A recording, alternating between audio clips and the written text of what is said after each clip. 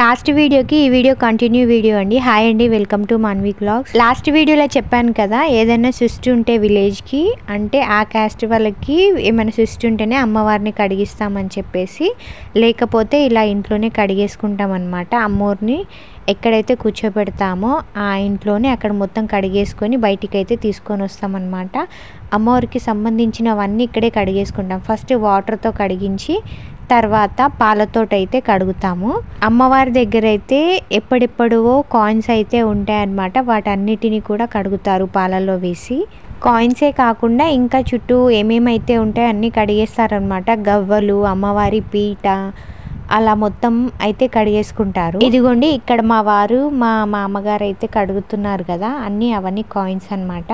ఒకవేళ అమ్మవారిని కడిగించాలనుకుంటే కనుక ఇప్పుడు కాయిన్స్ కడుగుతున్నారు కదా, అదే పళ్ళెంలో వేసుకొని తీసుకొని వెళ్ళి కడిగించుకొని వస్తామన్నమాట.